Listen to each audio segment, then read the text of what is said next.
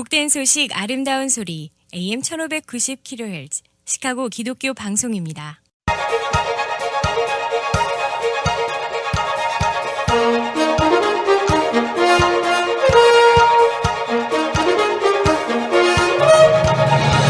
김정일 해설위원의 시사 해설. 세상을 넓게 봅니다. 삶의 지평이 넓어집니다.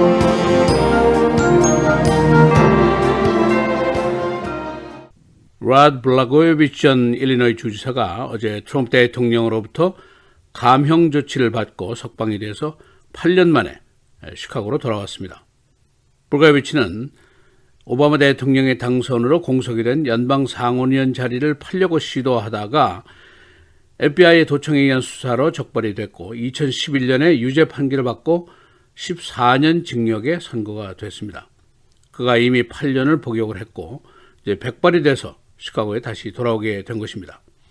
그의 14년 징역형에 대한 판결에 논란이 있었던 것처럼 그의 감형에도 많은 논란이 제기가 되고 있습니다. 현재 거버너인 프리스커는 어제 그의 감형 조치가 부패가 아직 만연한 일리노이주에 wrong 메시지를 줄 수 있는 조치이고 대통령의 사면권이 남용됐다라고 비난을 했습니다. 그런가 하면 공화당 측도 트럼프의 조치에 비난을 하고 있는데 일리노이주의 하원 공화당 원내 총무인 짐 덜킨 의원이 매우 실망스럽다. 현재 일리노이주의 대규모 연방 수사가 정치권의 부패 혐의에 의해서 벌어지고 있는 시점인데 이번 조치에는 동의하지 않는다라고 스테이트먼트를 통해서 밝혔습니다. 공화당은 이미 일리노이주에서 거버너 자리를 뺏겼고 2016년 선거에서 트럼프가 클린턴에게 17%나 졌었습니다. 그리고 그 이후에 연방 하원 의석을 2개나 뺏겼고 현재 의석 비율이 민주당 대 공화당 13대 5입니다. 그래서 오늘은 라드 블라고예비치 전 주지사의 감형 조치의 내용은 어떤 것인지 이에 따른 일리노이주 내의 반응은 어떤 것인지 알아보겠습니다. 블라고예비치 전 주지사는 어젯밤 11시 40분쯤 늦게 오헤어 공항에 도착을 해서 공항에 있던 시민들과 악수도 나누고 종이에 서명도 해주고 하면서 득이만면한 모습으로 귀향을 했습니다. 그리고 레빈스우드에 있는 자택에는 오늘 새벽에야 도착을 했습니다. 50대의 감옥에 간 그는 지금 63세 노인의 모습으로 돌아오고 말았습니다. 블라고예비치는 공항에서 기자들에게 트럼프 대통령의 감형 조치에 감사를 표했습니다. 나는 살아있는 한 그에게 감사를 할 것이다. 그는 공화당 대통령이고 나는 민주당 주지사니까 그가 감형을 안 해도 되는 일이었다. 그는 강한 사람이고 할 말을 하는 사람일 뿐 아니라 친절한 사람이다. 영원히 감사할 것이다. 라고 말을 했습니다. 부패 혐의로 14년 징역형을 선고받은 그는 원래 2024년 3월에나 출업을 할 수 있었습니다. 트럼프 대통령이 어제 블라고예비치를 감형했을 뿐 아니라 모두 11명을 사면 또는 감형 조치했습니다. 이 중에는 뉴욕시 경찰국장, 또 트럼프 대통령의 절친이고 정크 반드의 킹이라고 불리웠던 돈놀이꾼도 포함이 되어 있고 도박 혐의로 감옥에 간 전 샌프란시스코 49ers의 구단주 등도 포함이 되어 있습니다. 그는 어제 사면 또는 감형의 이유를 밝히면서 이들이 카미와 피츠패트릭에게 기소를 당했던 사람이다라고 말을 해서 그의 수사기관과의 악연을 가진 사람들을 의식한 조치가 아니냐 하는 풀이가 나왔습니다.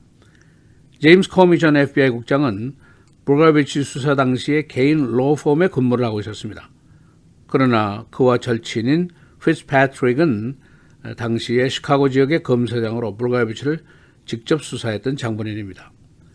그리고 사면의 시점이 트럼프 대통령의 절친이며 이번 주 안에 재판을 받게 될 로저 스톤의 재판과도 관련이 있는 일종의 자신의 권한 과시용일 것이다 하는 풀이도 나오고 있습니다. 또 한 가지 그가 탄핵 재판에서 풀려난 지 불과 2주 만에 취한 조치여서 정치권 내의 반대 편에서는 크게 반발을 하고 있습니다. 일각에서는 트럼프의 대규모 사면 감형 조치가 분풀이인 것 같다. 사법제도에 위기가 올 것이다 하는 우려도 나오고 있습니다. 최근에 트럼프 대통령의 법무부 공개 비판에 대해서 약 1,100명의 연방 검사들이 빌 바 법무부 장관의 사임을 공개적으로 요구를 했었습니다. 그리고 실제로 빌 바 법무부 장관이 곧 사임할 것이다라는 소문도 현재 나돌고 있습니다. 한편 연방 판사그룹의 리더들이 오늘 비상대책회의를 열고 대통령의 법무부에 대한 간섭의 부당성 여부를 논의할 계획입니다. 트럼프 대통령은 절친 로저 스톤에 대한 검찰의 형량 구형이 너무 지나치다 하는 불평을 트윗을 통해서 공개적으로 했었고, 여기에 대해서 빌 바 법무부 장관이 반발을 했습니다. 그리고 연방 판사그룹도 역시 반발을 하면서 나서게 된 것입니다. Federal Judges Association이라고 불리우는 이 판사그룹은 1982년도에 조직이 된 연방 판사들의 단체입니다. 다음 정기회의가 4월로 잡혀 있었지만은 최근 사태에 대한 논의를 위해서 오늘 비상회의를 당겨서 연다고 발표를 했었습니다. 그래서 이번 사면 조치가 일련의 이런 사태들과 무관하지 않다 하는 풀이들이 나오고 있습니다.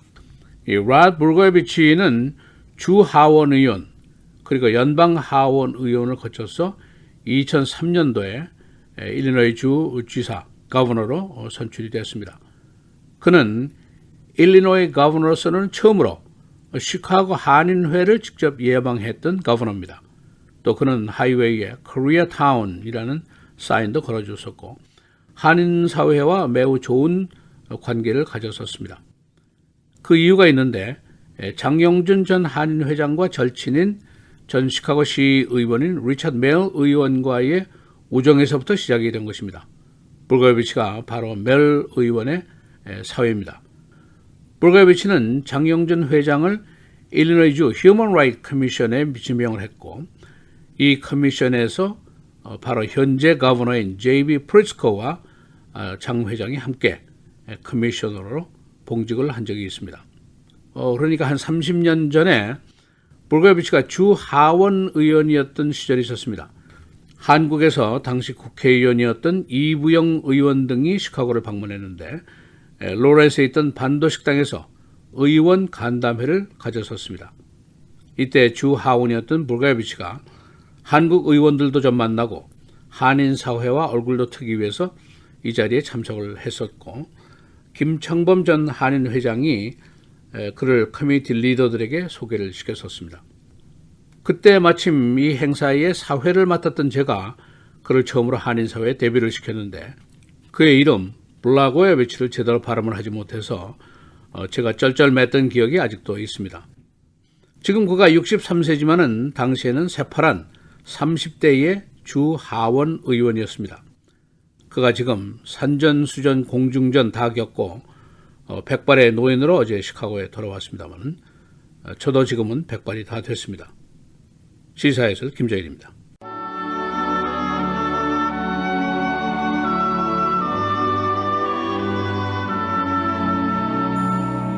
하나님께서 행하시는 모든 것은 영원히 있을 것이라.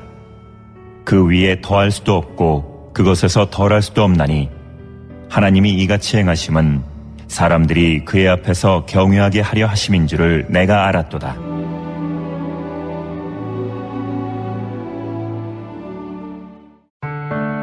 미디어를 통한 세계 선교를 꿈꾸는 KCBS. 이제는 라디오가 없어도 KCBS 시카고 기독교 방송을 실시간으로 청취할 수 있습니다. KCBS 시카고 기독교 방송에서는 쉽고 간편한 라디오 청취 서비스를 제공합니다. 스마트폰 애플리케이션 서비스 안내 앱 스토어에서 KCBS를 검색해 시카고 다운타운 그림의 KCBS 아이콘을 무료로 다운받아 설치하시면 스마트폰으로 실시간 KCBS 생방송 청취가 가능합니다. 정규 방송 시간 후에는 CBS 기독교 방송이 실시간 방송됩니다. 또한 시카고 기독교 방송 웹사이트 kcbs1590.org에서 생방송 듣기 메뉴를 통해 KCBS 라디오를 실시간으로 청취할 수 있습니다. 김정일 해설위원의 시사해설 방송도 스마트폰 KCBS 앱을 통해 매일 청취가 가능합니다. KCBS 앱의 왼쪽 상단에 위치한 메뉴에서 J.Kim 뉴스를 클릭하시면 다시 듣기 서비스가 가능합니다. 또한 페이스북이나 유튜브에서도 김정일 해설위원의 시사해설 진행 방송 청취가 가능합니다. KCBS 실시간 청취 서비스에 관한 자세한 사항은 시카고 기독교 방송 전화 847-583-영원구원 583-영원구원번으로 문의하시기 바랍니다.